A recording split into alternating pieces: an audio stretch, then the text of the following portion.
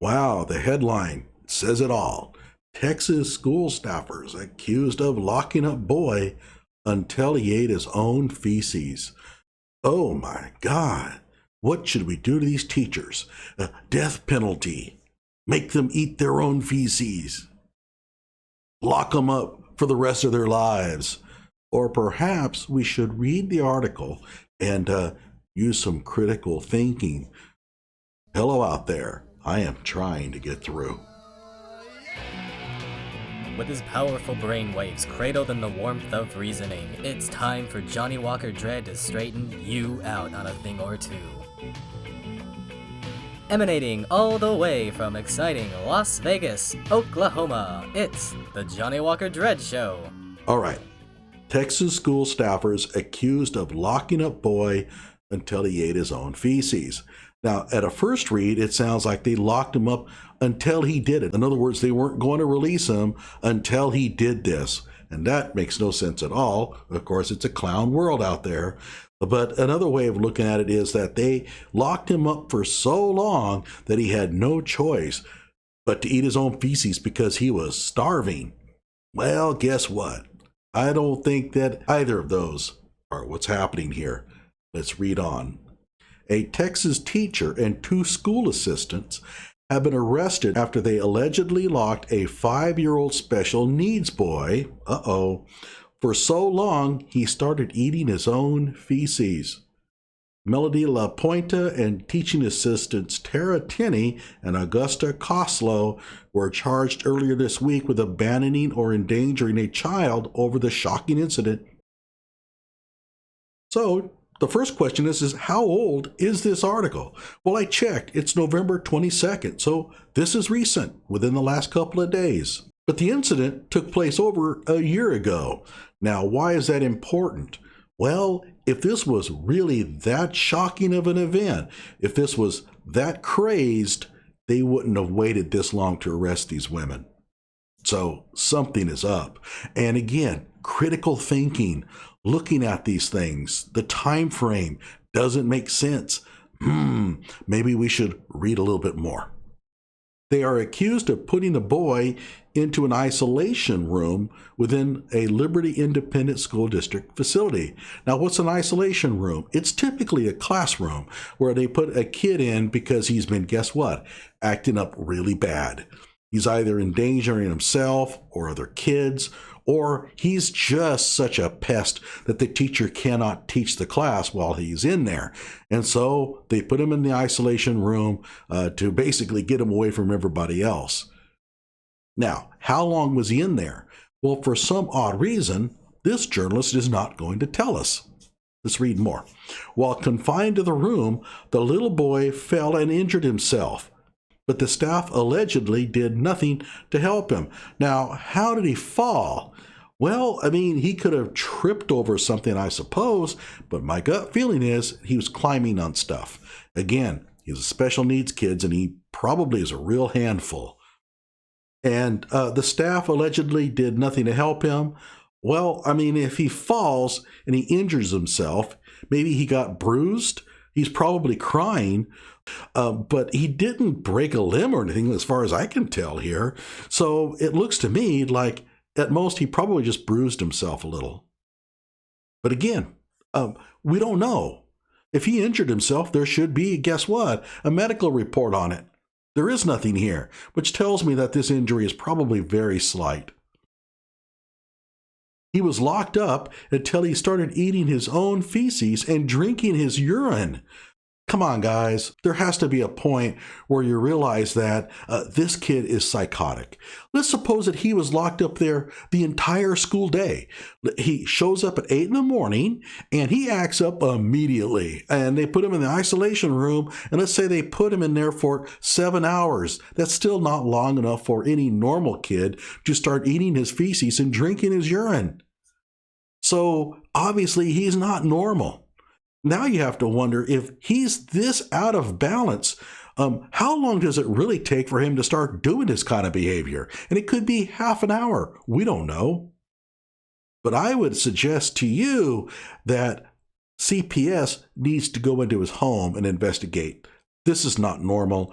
And My gut feeling is something bad is happening at home. In the wake of the arrests, the school district said they informed law enforcement and Child Protective Services immediately after being informed of the incident. Okay? And I'm not saying that nothing happened here. It looks to me like they put him in this isolation room and probably didn't monitor him. And that's a violation of Ed Code. And if it's for long enough, I guess it could be considered a crime.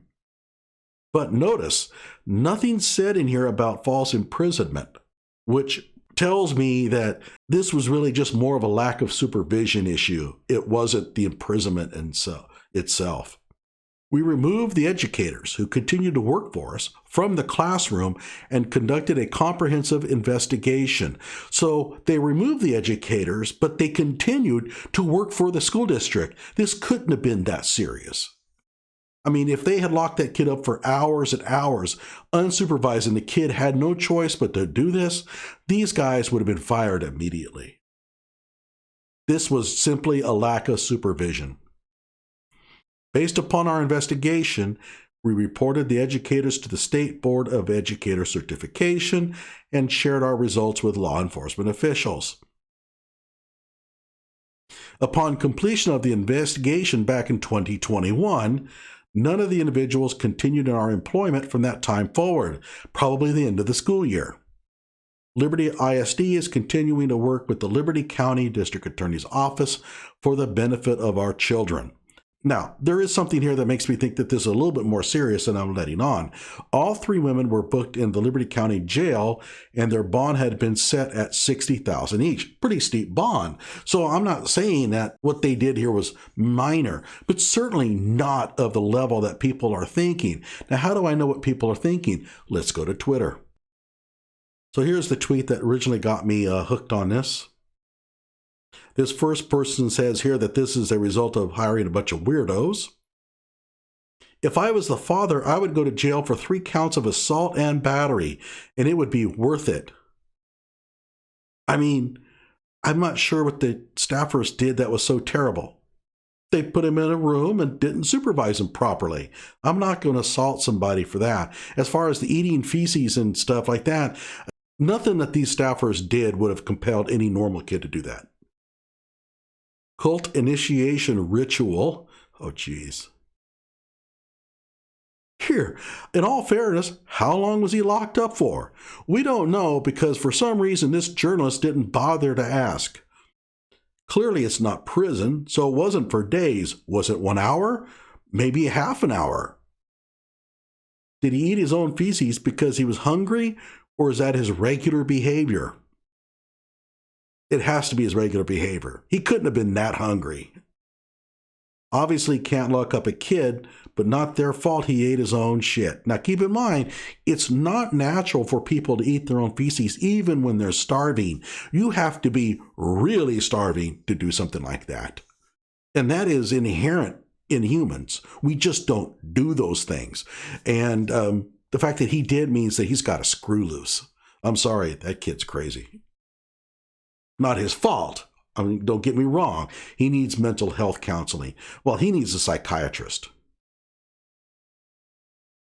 He was a 5-year-old special needs student. No mention in the article how long he was isolated. And this person long enough to hurt himself, eat shit, and drink urine, which could have been 30 minutes. Super Bowl halftime execution. Maybe they should be forced to do the same thing. They didn't force the kid to do any of this. Wait, I really don't want to know, but I'm sure there's a lot more to this story, right? Right? Yeah, I think there is.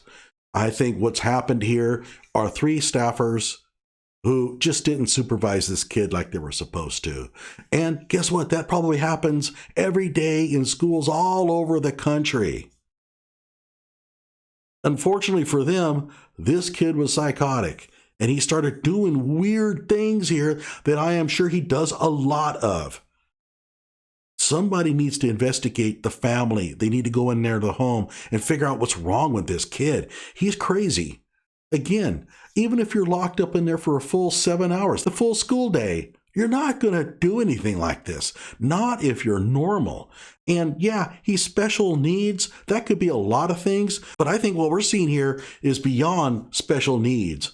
I think he needs serious mental health help in the form of a psychiatrist or a psychologist. Like my video, subscribe to my channel, and don't fall for the headlines. I'm telling you, bad idea.